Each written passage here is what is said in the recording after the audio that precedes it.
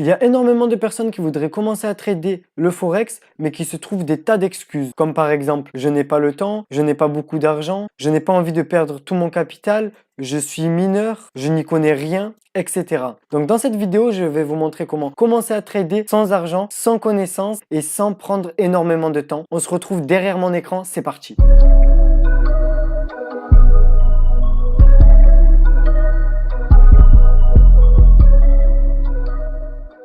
Donc une fois que vous êtes sur votre ordinateur, vous allez lancer Google et vous allez taper FXCM sur Google.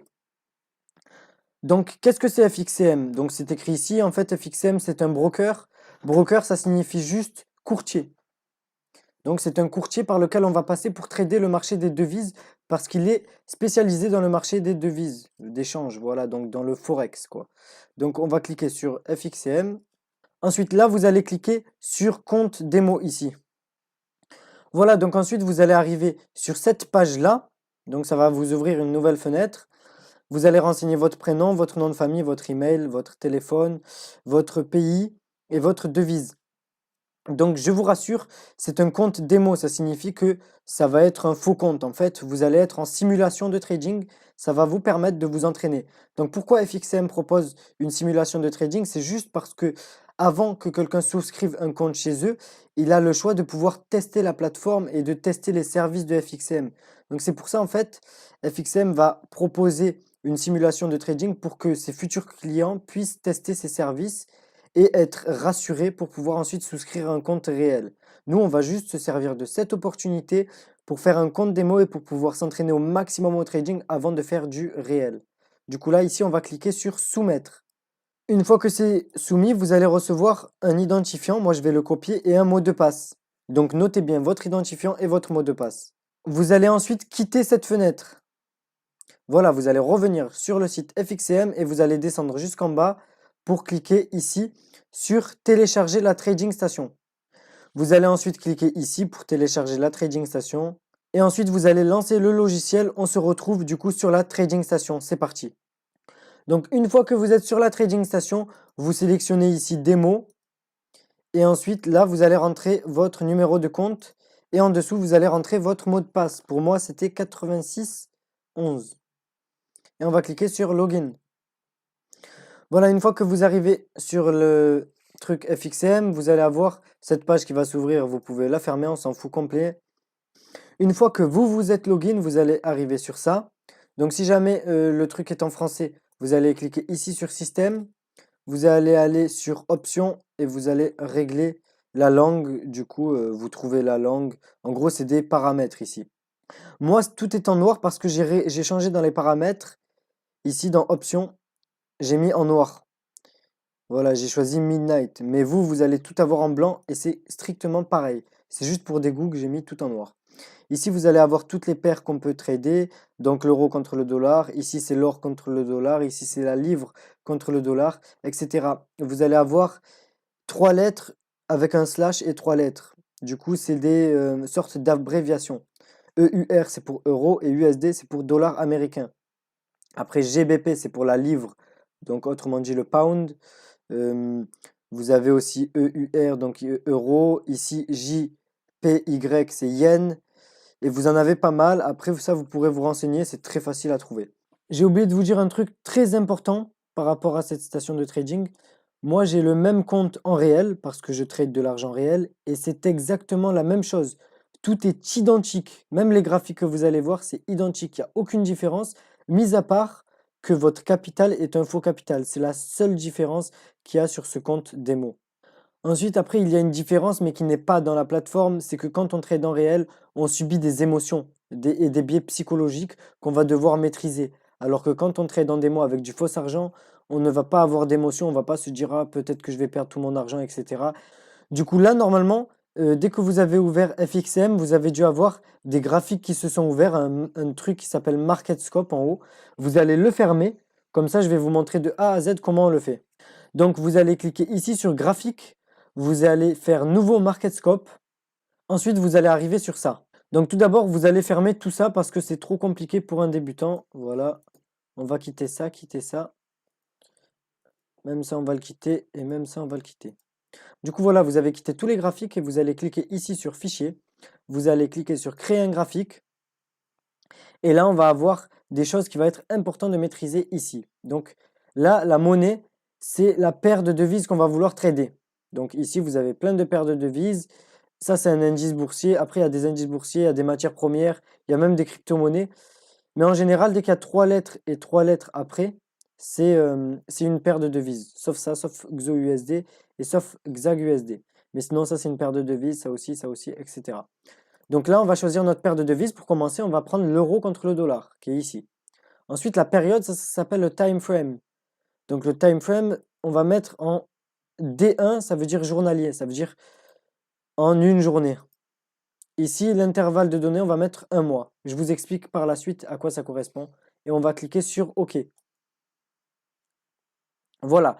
Donc l'intervalle de données où il y avait marqué un mois, ça veut dire que du début à la fin, tout ce qui nous montre là de ici à ici, on va avoir un mois qui va être représenté. Quand on a choisi D1, donc journalier, une journée, ça veut dire que chaque chandelier, chaque bougie comme ça là, eh ben, ça va représenter une journée entière. Chacune vont correspondre à une journée. Donc vous allez me dire pourquoi on utilise des chandeliers et pas des graphiques en ligne normales comme celui-ci. Attendez, je vais vous montrer. Donc voilà, là en fait, pour mieux vous expliquer la situation, j'ai superposé le prix de la livre contre le dollar. Donc ça, c'est l'euro contre le dollar qui est en graphique en candlestick, ça veut dire en chandelier japonais, comme tout ce que vous voyez là. Et celui-ci, il est en ligne, toute simple. Donc le problème en fait des lignes, c'est qu'elles vont relier juste des points. Ça va juste relier un point A à un point B. Comme ça, par exemple, après ça va faire ça. Après ça va faire ça. Voilà. En gros, ça va juste relier des points. Par exemple, si on règle à l'ouverture, on va avoir toutes les ouvertures de marché, donc qui vont être reliées. Et ça va nous manquer d'énormément d'informations. Par exemple, si le prix pendant la journée, il monte et après il redescend, et du coup que l'ouverture elle est beaucoup plus basse, eh ben on va juste relier les deux bas. Alors que là, avec les chandeliers japonais, on va avoir tout qui va être représenté. Parce qu'en fait, du coup, la tige qui est là, ça veut dire que c'est le prix le plus bas auquel le marché est allé. Voilà, du coup, en fait, j'ai enlevé le graphique là, de GBP USD. Je l'ai enlevé, comme ça, on va se concentrer sur les candlesticks. En fait, la ligne, comme vous avez vu tout à l'heure, elle manque d'informations parce qu'elle va juste relier un point A à un point B. Alors que là, ça ne va pas relier un point A à un point B, ça va nous montrer tout ce qui s'est passé au cours de la journée. Là, par exemple, ça va nous dire, au cours de la journée, le prix l'a ouvert ici, il est monté jusqu'à là au maximum, et il est descendu jusqu'ici, et au final, il l'a fermé avec une légère baisse juste ici. Voilà, là, par exemple, je vais regarder ce chandelier-là. Qu'est-ce que je vais voir? Je vais voir que le prix a ouvert ici. Il est tout de suite monté. Il est monté jusqu'à ce sommet-là, qui est la mèche, là, que vous voyez ici. Et ensuite, il est un petit peu redescendu avant de fermer et de passer à la journée suivante. Du coup, voilà, si jamais vous voyez un chandelier vert, vous l'aurez sûrement en bleu, parce que vous avez les paramètres par défaut. Mais si vous voyez du coup un chandelier vert ou bleu, ça veut dire que c'est une journée de hausse. Ça veut dire qu'au cours de la journée, le prix est monté. Et si vous en voyez un rouge, ça veut dire que le prix au cours de la journée a baissé. Donc, dans le cas d'un chandelier vert, ça signifie vous avez un corps là. Le corps, c'est la partie, la grosse partie ici. Et ensuite, vous avez des mèches, c'est ce qui dépasse. Donc, le bas du corps, quand il est vert, c'est l'ouverture du marché. Et le haut du corps, quand il est vert, du coup, c'est la fermeture. Donc, le prix a ouvert ici. Et 24 heures après, il a fermé ici. Le haut de la mèche, c'est là où il est monté au maximum. Et le bas de la mèche, c'est là où il est descendu au minimum. En revanche, quand il est rouge, ça veut dire que le prix a ouvert en haut du corps, ça veut dire ici. Donc le prix il a ouvert ici au début des 24 heures. Il est monté jusqu'en haut de la mèche au maximum. Ensuite, il est descendu jusqu'au bas de la mèche au minimum. Et il a finalement fini, il a fermé en bas du corps, ici. Du coup, c'est important de comprendre les candlesticks, les chandeliers japonais. Donc en général, quand vous avez des grandes mèches, ça veut dire que le prix a rejeté certains niveaux. Et c'est très important à voir. On va regarder quel niveau le prix a rejeté. Alors que le graphique en ligne ne nous permet pas de voir les niveaux importants qui ont été rejetés. Là, nous avons le graphique de l'euro-dollar. Quand l'euro-dollar monte, ça veut dire que l'euro prend de la valeur comparée au dollar. Ça veut dire soit que l'euro monte et que le dollar stagne, ça veut dire sinon que l'euro baisse, mais que le dollar baisse beaucoup plus que l'euro.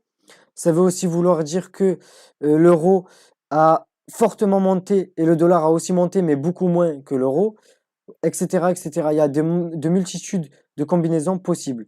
Mais en gros, du coup, ce qu'il faut retenir, c'est quand le marché, l'euro-dollar monte, ça veut dire que l'euro prend plus de valeur comparé au dollar. En revanche, quand il baisse, ça veut dire que le dollar prend plus de valeur par rapport à l'euro. Donc ça veut dire par exemple que l'euro baisse, mais le dollar baisse un petit peu moins, ou que l'euro baisse, mais le dollar monte un petit peu, etc., etc. Du coup, sur le marché des devises, on va pouvoir gagner de l'argent sur les hausses et sur les baisses. Quand on va anticiper une hausse, par exemple, de l'euro-dollar, qu'est-ce qu'on va faire? On va acheter de l'euro contre du dollar. En fait, on va emprunter du dollar, on va acheter de l'euro et on va faire l'inverse pour fermer notre position. Mais en gros, on va avoir deux types de positions. La position achat, ça veut dire qu'on va parier en gros à la hausse et on va acheter de l'euro contre du dollar. Et on va gagner de l'argent sur la hausse. En revanche, si jamais on anticipe une baisse, on va prendre une position S, donc sell ici, ça veut dire une vente. Et du coup, en fait, on va acheter des dollars contre des euros. Et ça veut dire qu'on va gagner de l'argent sur la baisse. Si le marché baisse, on va gagner de l'argent. Donc, rappelez-vous bien que buy, ça veut dire achat, c'est une position à l'achat et c'est pour anticiper une hausse de l'euro contre le dollar ou d'une autre devise contre une autre. Ensuite, la position sell, donc ça veut dire vente, c'est une position à la vente. Ça veut dire qu'on va gagner de l'argent sur la baisse, on va parier à la baisse. Ça ne veut pas dire juste qu'on vend notre position en gros. Donc par exemple, imaginons que je fais une analyse graphique simple, je trace une ligne comme ça. À chaque fois que le prix est arrivé sur cette ligne, il a rejeté. Ici, il a touché, il a baissé. Il a touché, il a baissé. Il a touché, il a encore baissé. Et là, je peux me dire que dès qu'il va la toucher, il va baisser. Du coup, qu'est-ce que je vais faire? Je vais prendre une position vente. Ça veut dire que je vais gagner de l'argent sur la baisse. Du coup, ici, je vais cliquer sur Sell. Je vais mettre par exemple 10. C'est en K. Ça veut dire que c'est en milliers d'euros. Par exemple, je vais mettre 50 000 euros. Voilà. On ne va pas prendre d'effet de levier parce que notre compte, il est à 50 000. Du coup, on va prendre une position de 50 000 euros. Du coup, on va faire OK. Et là, j'ai ouvert un pari à la baisse contre l'euro-dollar, entre guillemets. J'essaie de vous simplifier toute l'histoire, mais en fait, c'est ça. En fait, ça veut dire qu'on va gagner de l'argent sur la baisse de l'euro-dollar. Ici, si jamais l'euro-dollar baisse, je vais gagner de l'argent. En revanche, s'il monte, je vais perdre de l'argent. Voilà, on va fermer la position. On clique dessus et on la ferme. Et en revanche, si jamais j'anticipe que l'euro-dollar va monter, j'analyse divers fondamentaux et je prévois que l'euro-dollar va monter. Du coup, qu'est-ce que je vais faire? Je vais cliquer sur Buy ici. Je vais acheter. Je vais mettre 50 000 euros, voilà. Et je vais acheter. Là, du coup, si jamais l'euro-dollar monte, je vais gagner de l'argent. Et s'il baisse, eh ben, je vais en perdre. Parce que j'aurai parié à la hausse, en gros. Du coup, on va encore fermer cette position. Ce qui est important à faire chez vous, c'est que vous vous entraîniez à ouvrir et à fermer des positions. Vous allez faire ça, vous allez acheter, vendre, faire des tests, vous allez un peu vous entraîner. Il faut que vous soyez bien à l'aise avec la plateforme, comme ça dans la prochaine vidéo, je vais bien tout vous expliquer, les trucs les plus concrets et les plus gros détails. Ensuite, il y a beaucoup de gourous qui vont vous dire allez dans les indicateurs, ajoutez un indicateur là. Par exemple, vous mettez, ils vont vous dire, vous mettez le RSI. Ils vont vous dire, voilà, dès que le prix il arrive ici, vous vendez, dès que le prix il arrive là, vous achetez, nanana. Mais tout ça, c'est de la merde, en fait. C'est bullshit. C'est pourri. C'est n'importe quoi. Les indicateurs, ça sert strictement à rien. C'est décalé dans le temps et ça va vous donner des mauvais signaux. C'est les débutants qui utilisent des indicateurs et moi, je vais vous faire devenir des professionnels. Donc, vous n'allez jamais utiliser d'indicateurs parce que c'est pourri. Nous, on va utiliser le price action. Price action, ça veut dire que c'est le mouvement du prix. On va analyser ce que le prix fait pour pouvoir anticiper les mouvements futurs. Comme par exemple ici, à chaque fois, il rejette ce niveau-là, il rejette, il rejette. Du coup, là, on va anticiper une rejection, etc., etc. Donc, je compte sur vous pour bien vous entraîner à trader, prendre des positions en démo. De toute façon, vous n'avez rien à perdre. C'est du faux argent. Vous avez tous 50 000 euros là en argent virtuel et vous pouvez tester d'acheter. Après, si vous êtes plus pressé, vous n'avez pas le temps d'attendre des journées entières pour trader, vous pouvez aller en 1 minute et là, le graphique va beaucoup plus bouger. Voilà, là, vous pourrez prendre plus de positions. Donc voilà, j'espère que la vidéo vous aura plu. J'ai essayé de vous expliquer un maximum pour les débutants. Si jamais vous avez n'importe quelle question, n'hésitez pas à me la mettre en commentaire. J'essaierai d'y répondre au plus vite. Ensuite, si vous avez aussi des suggestions de vidéos pour les prochaines vidéos, n'hésitez pas. Comme ça, je m'inspirerai de vos avis. Ensuite, vous pouvez mettre un pouce bleu, du coup, si la vidéo, elle vous a plu. Et n'oubliez surtout pas de vous abonner et d'activer la cloche de notification pour ne pas manquer la suite. Sur ce, on se retrouve dans la prochaine vidéo. Allez, ciao!